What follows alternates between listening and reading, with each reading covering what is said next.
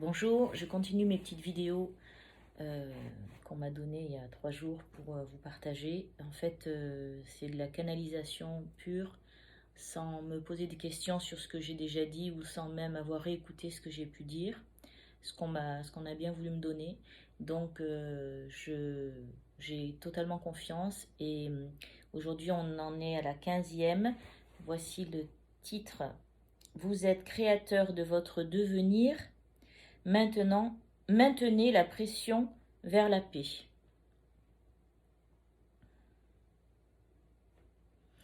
La paix, c'est ce sentiment de plénitude que chacun est en droit de non seulement recevoir, mais ressentir euh, pour être dans un état de mer calme, un état de joie intérieure qui nous permet de faire des choses dans la gratitude et dans la, entre guillemets, normalité, c'est-à-dire de vivre tout simplement être. Et c'est le but de tout un chacun sur Terre que d'être et non de subir. Il y a une grande différence entre vivre sa vie et subir sa vie. Malheureusement, sur Terre, la majorité des gens, jusqu'à présent, subissent leur vie. C'est-à-dire qu'ils vivent non pas pour être, mais ils vivent pour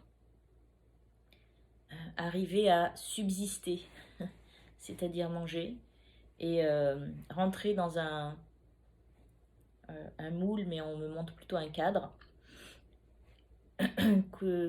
qu'on a conçu pour vous. Si vous en sortez, vous risquez d'avoir des problèmes. Donc, il est bien important de me faire la mise au point aujourd'hui sur la question suivante. Est-ce que vous subissez votre vie ou est-ce que vous la vivez? Ça, c'est une question fondamentale qu'on doit se poser en ce moment pour savoir si on veut continuer à survivre, subsister ou vivre. Alors, ce thème aujourd'hui, nous sommes créateurs, vous êtes créateurs, enfin quand ils disent vous, évidemment, c'est par mon biais, donc je suis bien sûr dedans. Vous êtes créateur de votre devenir, oui. C'est nous qui forgeons notre vie en fonction de nos pensées.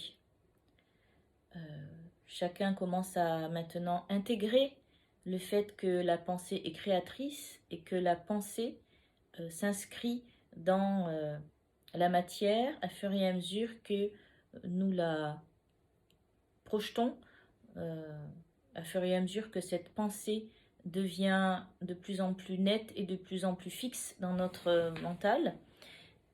Donc, la création de notre devenir se fait sous apparemment ce qu'ils appellent une pression. Ça veut dire que nous ne devons pas relâcher notre visualisation d'une vie comme nous la souhaitons réellement dans notre absolu.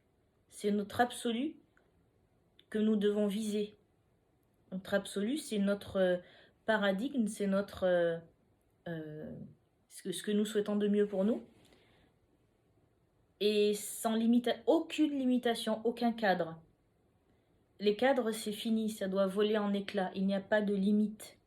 Les limites ont été posées jusqu'à maintenant, mais ces limites-là doivent voler en éclats par notre volonté. C'est nous qui devons sortir de nos habitudes, de notre point de mire. On me montre une mer avec au bout, jusqu'à aujourd'hui, on pensait qu'au bout de la mer, on allait tomber, comme avec Christophe Colomb, mais non, en fait, au bout de la mer, on ne tombe pas et on crée en plus, c'est la période de Noël, donc on crée notre jolie vision de notre vie.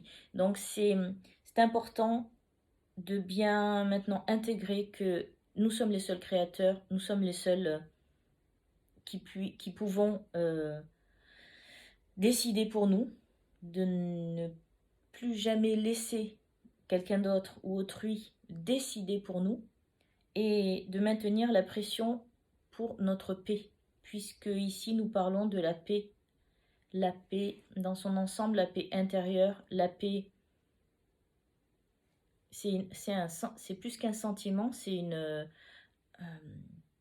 vous savez, quand on se trouve dans un endroit et que tout est calme et serein, c'est une sérénité que l'on ressent, c'est un ressenti que l'on est en droit d'avoir lorsque notre absolu est vécu. Alors, on me dit maintenant que, évidemment, tout ce qui est les factures que l'on doit payer tout le temps, les enfants qu'on doit amener à l'école à telle heure, vous devez prendre à telle heure tel médicament, parce que sinon vous allez mourir, ou vous devez prendre ces décisions-là pour pouvoir vous sortir de votre prêt, ou vous devez rentrer dans cette société-là, parce que c'est celle-là qui sera la meilleure pour vous. En fait, tout ça, il y a des parts de vérité. Évidemment, il y a des médicaments qu'on doit prendre pour pas éviter que la tension elle monte ou des choses comme ça. Mais je veux dire, il faut faire la part des choses. C'est-à-dire que chacun doit se demander, doit raisonner lui-même pour savoir si c'est bon pour lui ou pas. Et pas agir comme des moutons et selon les habitudes sociétales. Donc notre paix intérieure, ça va au-delà de la matière, ça va au-delà de ça, mais ça fait partie aussi de ces soucis et de ces contingences matérielles que de penser à l'argent, par exemple, comme une énergie fluide qui coule, comme une rivière qui va et vient, comme la mer le ressac, sans focaliser dessus parce qu'on va retenir ce problème. Alors, évidemment, il y a la loi de l'attraction qui joue, mais on doit vraiment maintenir notre, entre guillemets, pression. Moi, je dis que c'est plutôt une soutenance de pensée vers notre paix, vers ce que l'on veut pour nous, pour vivre et non plus subir.